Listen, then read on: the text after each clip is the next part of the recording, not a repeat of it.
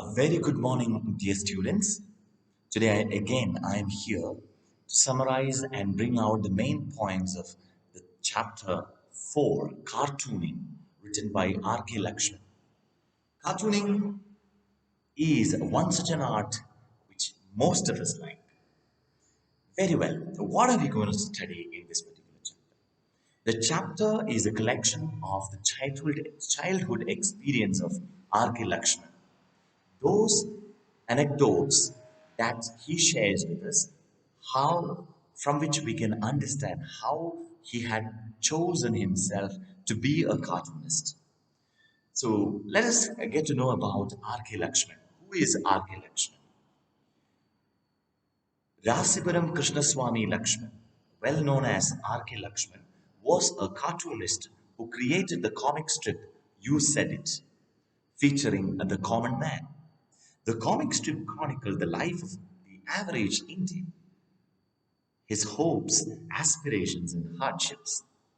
The character is a much loved one among the Indian masses and has entertained generations of Indians over the past several decades. Lakshman's fascination with drawing began early on, and he loved to look at the illustrations in magazines and newspapers even before he could read. It did not take him long to realize that drawing was the life's calling, set about to make a career for himself as an artist. He applied to study at the J.J. School of Art, Bombay, but his application was rejected. He did not dwell in disappointment and began taking up freelance projects with newspapers, eventually landing his full time job as political cartoonist. It was only later that he joined the Times of India, where he created The Common Man, the character that every Indian would come to identify with. In addition to being a cartoonist, he was also a writer and had published numerous short stories, essays, travel articles, and that is in a gist about R.K. Laxman. So, those of us who are from the 90s would know about this particular cartoon character called the Common Man. Very well. Let us analyze the life of R.K. Laxman. We find R.K. Laxman going through a little bit of crisis and later on flourishing in his career. One thing was very certain for him that his career was and his goal and his ambition was to be a cartoonist. The question here is, or the message that we can drop over here is, one thing that we are certain about, and one thing that we feel the call about, we follow it and we become one such great personality. In the case of R.K. Lakshman, he knew from the childhood experiences and his abilities, he trusted in his own abilities, and he did not get discouraged and moved forward until he became a political cartoonist and became very professional. He had his rough times, wherein which he lost the entrance for that particular art college, but he never withdrew from his favorite vision, from sketching and cartooning. He continued to be a freelancer. Thus, we have here now R.K. Lakshman. Very well, let's get into the chapter, and I would like to summarize it and make the video very short and bring out only the crux of the chapter. Now, in the beginning, we have given a description about R.K. Laxman and his childhood days, especially the description about the teacher, the class teacher of R.K. Laxman, who is, addict to smoking, who used to smoke very often. But the description itself, when we read, we understand the flavor with which he describes the person, the humor that is hidden behind these lines. So I would like to just read that particular paragraph wherein which R.K. Lakshman speaks about his own class teacher, because this person plays a crucial role in R.K. Lakshman's life. So he goes like this. Our teacher's appearance conformed to the classic stereotype. He was lean and dark, with untrimmed, mossy clumps of hair cascading from his upper lip. One could never see his mouth fully, only his front two teeth, which jutted out like a rabbit. It's when he smiled or grimaced. He wore a turban, a tight coat, and what was called a cycle dhoti was wound round in a manner that made the legs resemble narrow drain pipes. A stale smell of beedi hung about him permanently. Well, we are given a very clear picture of the teacher of RK Laxman. And RK Laxman, why did he give such a detailed description about this particular teacher? This teacher plays a crucial role in his life in selecting the career called, to become a cartoonist. Well, we find the explanation of the text. It goes like this, introducing the class teacher and usually the tantrums that student shows in the class when the teacher is away. So this particular teacher is so obsessed with smoking, he used to go now and then out of the class for smoking, giving some tasks to the students. Now, one day, surprisingly, the teacher gives a task to all the students to draw a leaf, any leaf, Leaf, leaf. And he goes out for smoking. When he comes back, he calls one by one the students and looks through the picture. And there comes R.K. Laxman with his picture, the leaf of a pupil tree. So, leaf of, by the way, which tree? When it was my turn, started all the drawing for an alarmingly long time, asked me, "Do you draw it yourself, Lakshman?" I was frightened and stepped back, expecting a shower of blows. I replied, "You asked us to draw, sir." I sat there and drew, fumbling for a safe excuse. But to my great surprise and joy, he held my slate up before the class and announced, "Attention! Look how nicely Lakshman had drawn the leaf." He turned to me and said, "You will be an artist one day. Keep it up." He gave me 10 marks out of 10. He was very impressed by the perfect shape of my people leaf and the details of the veins branching out along with midrib. I had seen these leaves countless times strewn on the road under the people tree, and I could draw them effortlessly. I was inspired by this unexpected encouragement.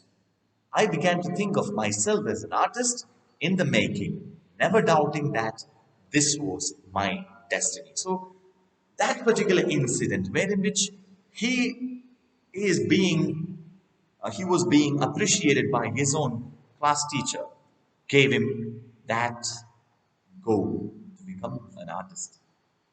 Very well. I would like you to bring your attention to the observation of RK Laxman of the people tree leaf.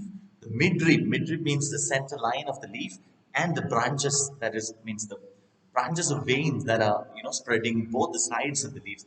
All these things, this particular child draws in the slate, and the teacher is fascinated by his observation. Very well, let's move on. So this is the first incident that he shares.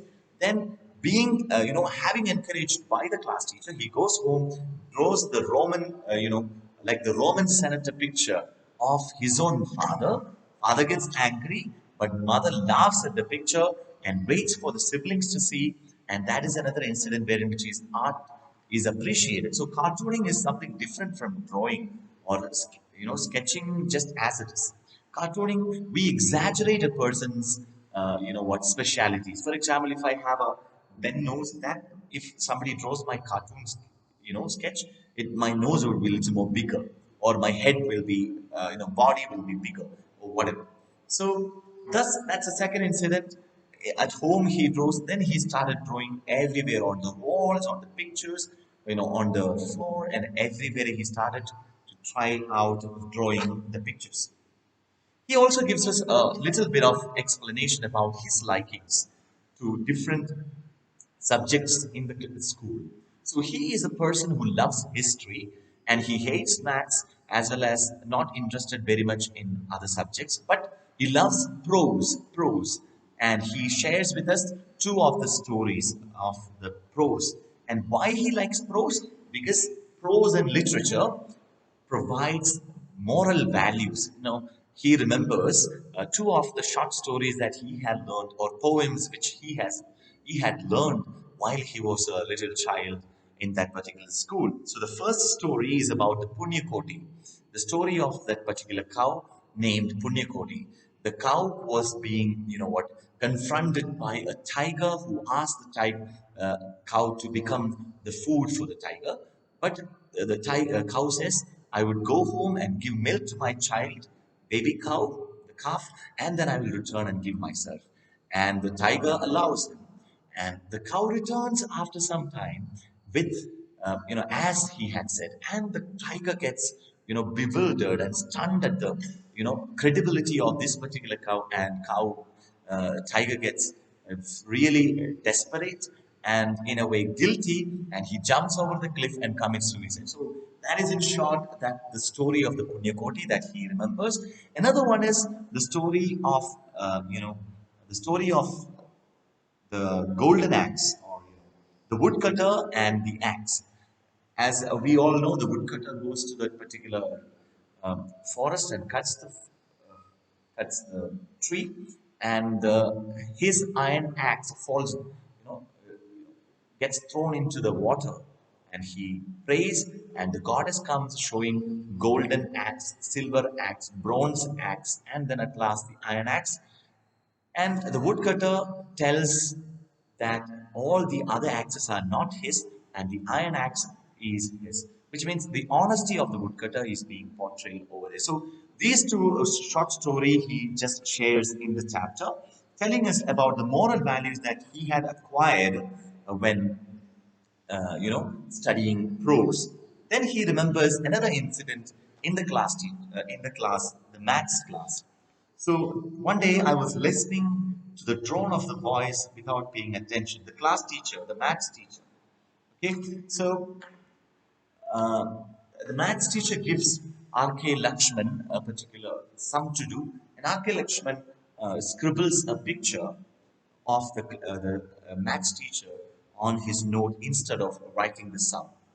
Maths teacher sees this and gets angry because the picture in a way depicts the nickname of this particular maths teacher is, the tiger, like a tiger.